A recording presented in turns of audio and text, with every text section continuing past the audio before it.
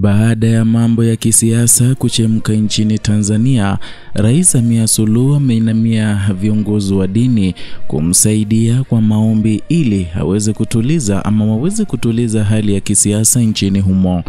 Ujambo na karibu. Rais wa Jamhuri ya Muungano wa Tanzania Mheshimiwa Daktari Samia Suluhu Hassan ametoa kauli yenye uzito kwa viongozi wa dini nchini akiwataka kuendelea kuwa nguzo imara ya maadili na mshikamano wa kitaifa hasa tunapoelekea katika uchaguzi mkuu wa mwaka 2025. Akiwa na wasiwasi wa kweli kuhusu hali ya kisiasa nchini, Rais Samia amesisitiza kuwa viongozi wa dini sasa wana nafasi ya kipekee na ya msingi katika kuunganisha jamii na kuhimiza ustawi wa kiroho, maadili na mshikamano wa kitaifa.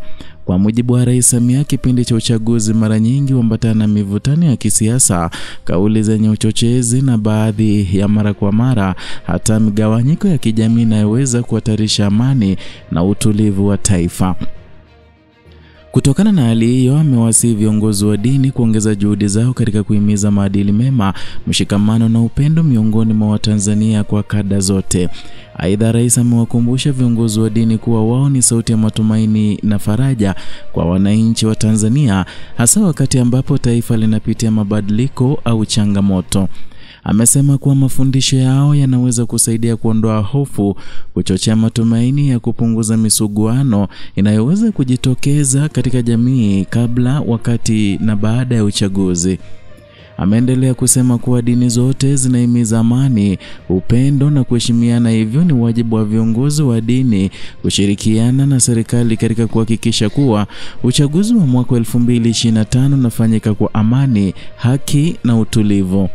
Aliongeza kuwa serikali ipo tayari kushirikiana na taasisi za kidini katika kuhakikisha kuwa ujumbe wa amani unaofikia wananchi wote kupitia nyumba za ibada, majukwaa ya kijamii na hata vyombo vya habari.